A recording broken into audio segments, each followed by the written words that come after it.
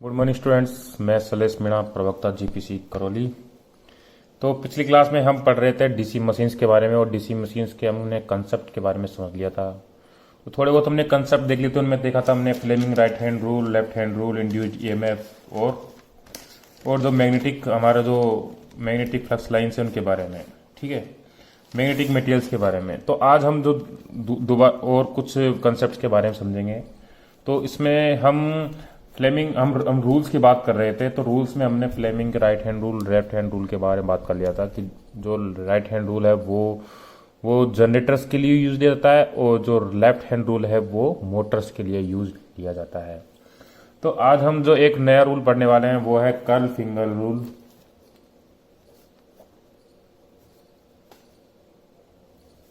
और या फिर इसको हम स्क्रू रूल भी कह देते हैं। इन दोनों रूल्स का पर्पज ही ये है कि हम किसी कंडक्टर में करंट की डायरेक्शन को बता सकें जो कि एक ऊर्ध्वाधर तरीके से खड़ा हुआ है। मतलब जैसे कि हम ये देख लीजिए आप, जैसे कोई कंडक्टर है, ये इस कंडक्टर में अगर मेरे को करंट शो करना होगा तो करंट की दो ही डायरेक्शन होती हैं, ये तो इस डायरेक्शन में या विपरीत डायरेक्शन में। तो इसकी करंट्स की अगर ये वाली डायरेक्शन को मैं मानता हूं तो इसको मैं शो कर सकता हूं इस तरह मैं एरो के निशान से। लेकिन मान लो यदि कोई कंडक्टर इस तरह खड़ा है कि इस तरह खड़ा है, जैसे मतलब ये देखिए जैसे कोई पेन है, ये कोई कंडक्टर है, अगर इसमें इसको इस तरह खड़ा कर दूं तो मैं कैसे शो कर पाऊंगा कि वो उसमें करंट की दिशा में जा रहा है, ये इनटू द पेपर जा रहा है या फिर पेपर से बाहर की ओर निकल रहा है। करंट की दिशा क्या होगी? तो इसको पता करने के लिए जो रूल हम काम लेते हैं वो है कर्ल फिंगर रूल। और कर्ल फिंगर रूल के द्वारा हम ये भी बता सकते हैं कि जो हमारी मैग्नेटिक फ्लक्स लाइन्स है उनकी डायरेक्शन क्या होगी, ठीक है। तो जैसे कि ये मान लो कोई कंडक्टर है, इसे मैं डॉट से दर्शाऊंगा। इसका मतलब कोई कंडक्टर है जो इस तरह सीधा खड़ा है और उसके अंदर जो करंट की दिशा है वो पेपर से आउटसाइड द पेपर आ रही है, मतलब पेपर से बाहर की तरफ निकलती हुई प्रतीत हो रही है। तो इसको मैं डॉट से दिखाऊंगा क्योंकि इसके ऊपर डॉट का निशान है जो इस तरह से हमको दिख रहा है, ठीक है। तो अब मैं इसको अगर इसके अंदर मैग्नेटिक फ्लक्स लाइन्स की डायरेक्शन को बताना चाहूं तो उसकी डायरेक्शन को पता करने के लिए हम जो रूल काम लेते हैं वो है कर्ल फिंगर रूल। इसमें क्या करते हैं कि हम कोई भी जो करंट की डायरेक्शन है उसको उसी डायरेक्शन रखते हैं और हमारा जो अंगूठा है उसको उस डायरेक्शन में रखेंगे जिस डायरेक्शन में कंडक्टर के करंट की डायरेक्शन है। करंट जिस जगह फ्लो हो रहा है उसकी डायरेक्शन में अगर मैं मेरा अंगूठा रखूं, अगर मैं अंगूठा मेरा रखूं राइट हैंड वाला, तो अगर ये अंगूठा अगर कंडक्टर के करंट की दिशा में है तो जो मेरी कर्ल फिंगर्स हैं, जो फिंगर जो मुड़ी हुई हैं, अब ये फिंगर्स हैं ये इसी दिशा में मुड़ सकती हैं, इस दिशा में तो मुड़ नहीं सकती।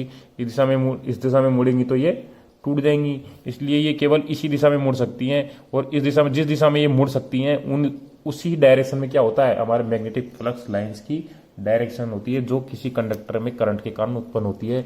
जैसे कि ये करंट के कारण ये कोई कंडक्टर है, कंडक्टर के कारण इसके चारों ओर जो मैग्नेटिक फ्लक्स उत्पन्न होगा इसके चारों ओर अराउंड दिस कंडक्टर, तो उसकी जो दिशा होगी वो वही होगी जो कर्ल फिंगर की दिशा है। जो इस प्रकार मैं इसको शो कर दूंगा। तो इस तरह हम बता सकते हैं कर्ल फिंगर के द्वारा कि मैग्नेटिक जो फ्लक्स लाइन उत्पन्न हो रही है किसी कंडक्टर में करंट के कारण उनकी दिशा क्या होगी। इसी प्रकार यदि मैं कोई कंडक्टर बनाऊं जिसकी दिशा नीचे की ओर है, इनसाइड द पेपर है, तो मैं इसमें जो इसके कारण जो फ्लक्स उत्पन्न होगा मैग्नेटिक फ्लक्स, उसकी डायरेक्शन क्या होगी इसको मैं इससे बता सकता हूं। तो अब देखिए इसकी डायरेक्शन है इनसाइड द पेपर जा रही है, तो इसको मैं इस तरह शो करूंगा।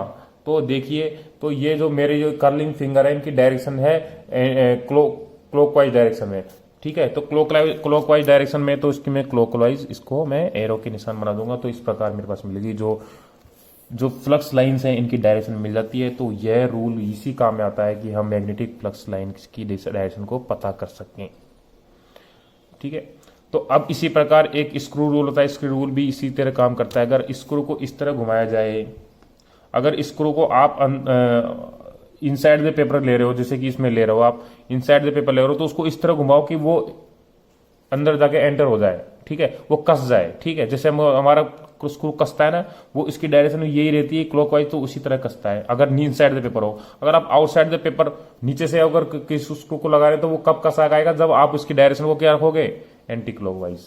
तो ये स्क्रू रूल भी इसी तरह हमारी डायरेक्शन को शो करता है, ठीक है। और अगर इसी प्रकार आप अगर आपके इस तरह कंडक्टर्स आपके क्या होते हैं,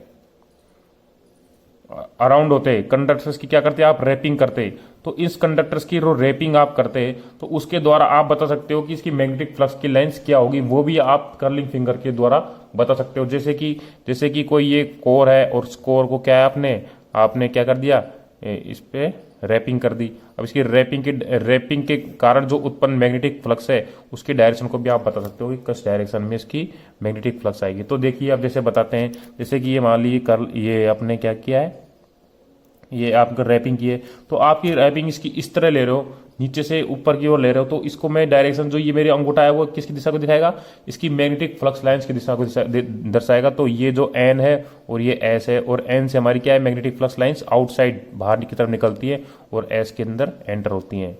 अगर आउटसाइड की बात करूँ और इनसाइड की बात करूँ तो ये जो मैग्नेटिक फ्लक्स लाइंस हैं जो एस से एन की ओर फ्लो होती है। तो इस प्रकार हम इससे मैग्नेटिक फ्लक्स लाइंस की भी और कंडक्टर की करंट की दिशा भी पता कर सकते हैं। ठीक है, तो अब हम देखिए, जैसे कि अब हम दूसरा जो कंसेप्ट के बारे में बात करेंगे वो है फिक्स्ड पोल्स। जब हम डीसी मशीन्स की बात करेंगे तो डीसी मशीन्स में हमें फिक्स्ड पोल की आवश्यकता पड़ेगी। फिक्स्ड पोल से मतलब ये है ऐसे पोल्स जिनकी डायरेक्शन हमेशा कांस्टेंट रहेगी, वो चेंज नहीं होगी टाइम के साथ, वो हमेशा कांस्टेंट बनी रहेगी। तो इसके लिए हम क्या करते हैं, इसके लिए हमारे पास केवल दो तरीके होते हैं। पहला तरीका ये है कि या तो हम उसका नेचुरल मैग्नेट का यूज लें,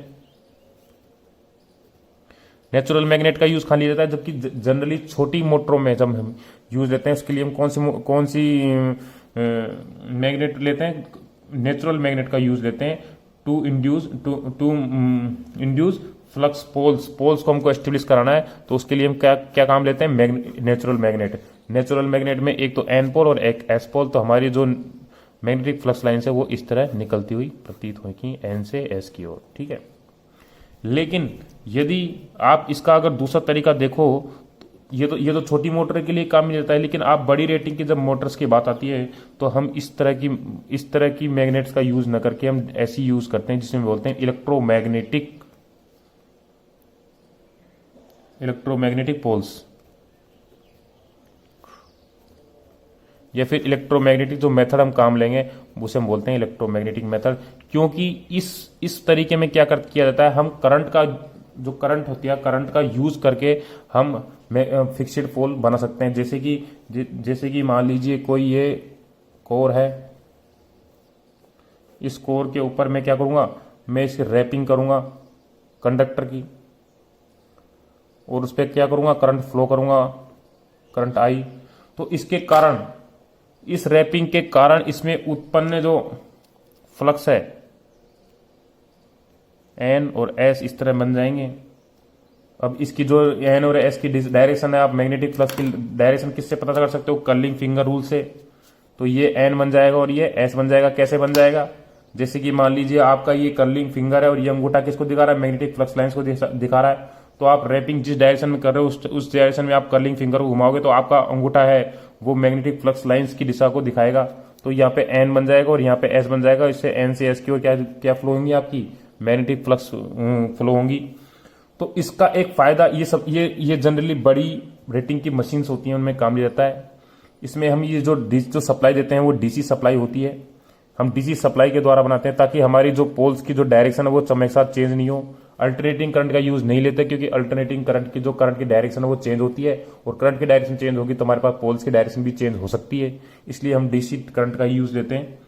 अब जो इलेक्ट्रोमैग्नेट में जो इसके फ्लक्स है उसका मान हमें पता है कि किसके इक्वल होता है, phi is inversely proportional to N into I T upon R reluctance और N number of turns and I is a current of conductor. अब इस कंडक्टर का जो करंट का मान है, अब ये फाई किसके प्रोपोर्शनल है, करंट आई टी के। इसका मतलब हम इसके अंदर फ्लक्स की जो स्ट्रेंथ है उसको हम कम या ज्यादा कर सकते हैं by increasing the current and इस करंट को वेरी करके हम क्या कर सकते हैं, फ्लक्स के स्ट्रेंथ को भी कम या ज्यादा कर सकते हैं। इसलिए इस तरह की जो पोल्स हैं हम आजकल मशीनों में, जो बड़ी मशीनों में यूज लेते हैं, वो इलेक्ट्रोमैग्नेटिक मेथड्स के द्वारा हम पोल्स का निर्माण करते हैं। इनमें सप्लाई कौन सी दी जाएगी, डीसी सप्लाई दी जाएगी। यदि हमें कौन से पोल चाहिए, फिक्स्ड पोल चाहिए। अगर हमें वेरिएबल पोल की आवश्यकता पड़ेगी तो हम डीसी की जगह एसी का यूज लेंगे। अब हम बात करें दूसरे कंसेप्ट की, वो जैसे कि हम बात करें टॉर्क की। अब जितने भी हमारी मशीन्स के अंदर जो डायनेमिक नेचर की होती हैं, जैसे कि हमारी इंडक्शन मोटर, सिंक्रोनस और ये डीसी मशीन्स, जितनी भी मशीन्स हैं, उनके अंदर जो टॉर्क उत्पन्न होता है, उस टॉर्क का जो उत्पन्न होने की जो प्रिंसिपल है, वो दो तरह का टॉर्क उत्पन्न हमारे पास होता है। एक तो रिलक्टेंस टॉर्क,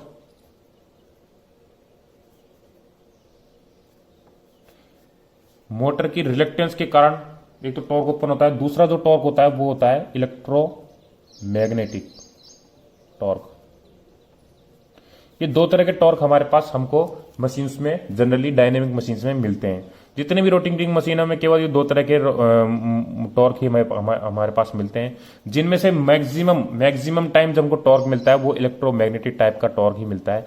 रिलक्टेंस टॉर्क का यूज हम रिलक्टेंस मोटर्स में करते हैं, रिलक्टेंस जनरेटर में करते हैं। इनका जो यूज है, वो पर्पज है, वो बहुत कम जगह हमें देखने को मिलता है।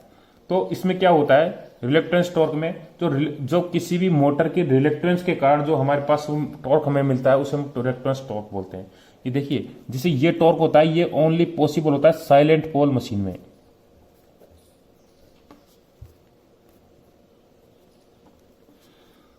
और साइलेंट पोल मशीन में ही पॉसिबल है।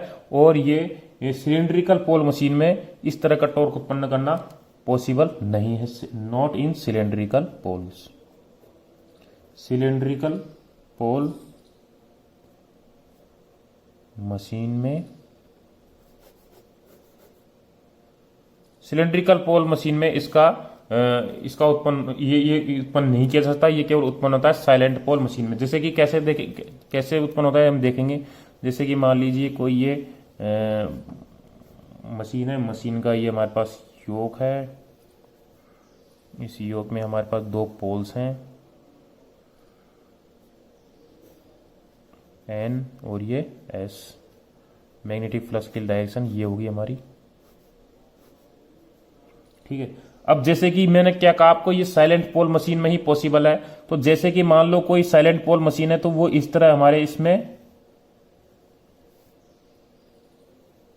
लगा रखी है। और जो कि ये जो पोल है, जो रोटर है हमारे पास, ये फ्री टू मूव है। इसमें हमने कोई भी सप्लाई नहीं दे रखी, ये बिल्कुल फ्री टू मूव है। ये कोर का बना हुआ है, ये स्पेशली किसका बना हुआ है, कोर का बना हुआ है। और ये इसमें हमने कोई सप्लाई नहीं दे रखी। और ये फ्री टू रोटेट है। इसको हमने इससे बेरिंग से कनेक्ट कर रखा है, ठीक है। अब जैसे कि मान लीजिए रिलक्टेंस टॉर्क क्या होता है कि रिलक्टेंस की इसका एक खासियत होती है कि रिलक्टेंस हमेशा जब मिनिमम रिलक्टेंस पाथ होता है उसको ही फॉलो करता है। सबसे बड़ी चीज क्या है इसकी समझने की, कि मैग्नेटिक फ्लक्स लाइन है ना, मैग्नेटिक फ्लक्स लाइन, जो कि मैग्नेटिक एन से एस की हो जा रही है। Magnetic flux line always follows the minimum reluctance path. जो मिनिमम रिलक्टेंस पाथ होगा मैग्नेटिक फ्लक्स के लिए, तो जो ये मिनिमम रिलक्टेंस पाथ को ही फॉलो करेगा। क्या, ये हमारी जो मैग्नेटिक फ्लक्स लाइंस है। अब जैसे कि ये मान लो जो एयर है, इसके बीच में क्या है, एयर है, और ये क्या है, कोर है। तो हम जानते हैं कि कोर का जो मैग्नेटिक जो रिलक्टेंस है वो कम होता है एयर की अपेक्षा। एयर की अपेक्षा किसका, इस कोर का रिलक्टेंस कम होता है। तो अब ये इसको फॉलो करता है, तो इसके कारण क्या करेगा, ये मिनिमम रिलक्टेंस पाथ को फॉलो करने के लिए जो हमारी फ्लक्स लाइन है सीधी ना जाकर ये इसमें से होकर फ्लो होंगी, इस मैग्नेटिक कोर के अंदर होके फ्लो होंगी, ताकि जो मिनिमम रिलक्टेंस मिल सके किसी भी मैग्नेटिक फ्लक्स को।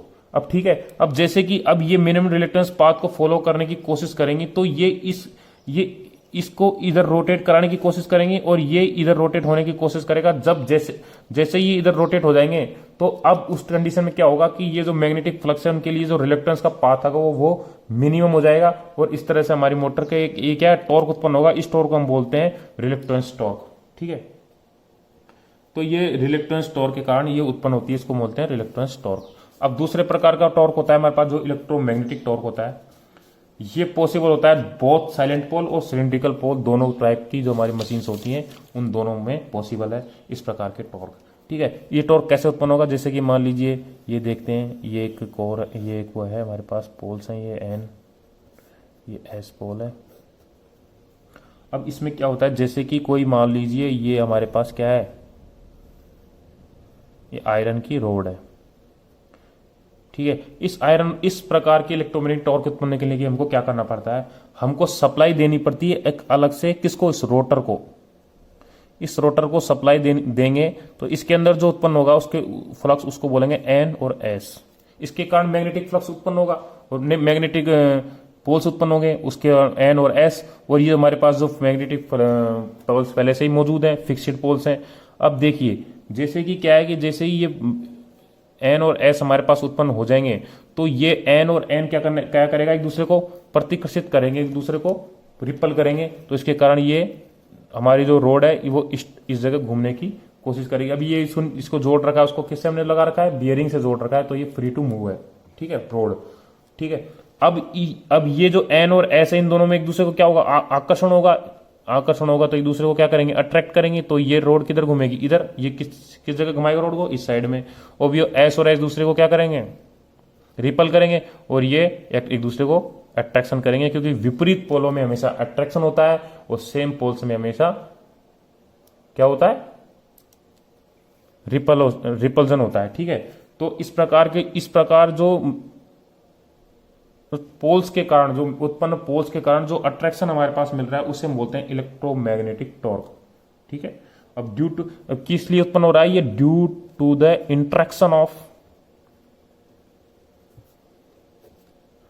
द किसका इंट्रैक्शन हो रहा है, फ्लक्स ऑफ रोटर के फ्लक्स का, और फ्लक्स ऑफ स्टेटर के फ्लक्स का। इन दोनों के फ्लक्स के इंट्रैक्शन के कारण जो हमारे पास टॉर्क उत्पन्न होगा उसे हम बोलते हैं इलेक्ट्रोमैग्नेटिक टॉर्क। और जो इसका मान होता है वो डिपेंड करता है, वो इस प्रोपोर्शनल होता है phi R into phi S into sine delta. इसमें फाई आर क्या है, हमारे पास रोटर का फ्लक्स है, एस रोटर का वो स्टेटर का फ्लक्स है जो हमने ये फिक्स्ड पोल से बनाया है, और ये डेल है जो एंगल है इन बिटवीन द बोथ, इन दोनों फ्लक्स के बीच में जो एंगल है उसे हम बोलते हैं डेल। अब जितना ज्यादा डेल का मान होगा तो उतना ही ज्यादा इसके अंदर टॉर्क का मान होगा, टॉर्क उतना ही ज्यादा हमारे पास लगेगा। लेकिन जैसे ही ये एक बार इसमें इस तरह रोटेट हो जाएगा तो ये दोनों एक दूसरे को अट्रैक्ट कर लेंगे, उसके बाद इस टॉर्क का मान कितना हो जाएगा, 0। अब जैसे ही डेल का मान लीजिए आपने 90 डिग्री है, इस तरह एक दूसरे के लंबवत है, तो इस टॉर्क का मान कितना हो जाएगा, 0। और इस कंडीशन में, और अगर इसको मैं इस तरह रोटेट कर दूं क्षैतिज रूप से, तो इसके अंदर टॉर्क का मान कितना आएगा, नहीं सॉरी, इसको मैं क्या है कि इसको मैं इस तरह एक दूसरे का लंबवत कर दूं तो टॉर्क का मान आएगा 90 डिग्री, तो मैक्सिमम आएगा वो। ठीक है, इस टाइम पे मैक्सिमम, और अगर इसको मैं सीधा रख दूं तो इसका टॉर्क का मान आएगा 0। इस प्रकार ये हमारे पास जो टॉर्क उत्पन्न होगा उसको हम बोलते हैं इलेक्ट्रोमैग्नेटिक टॉर्क।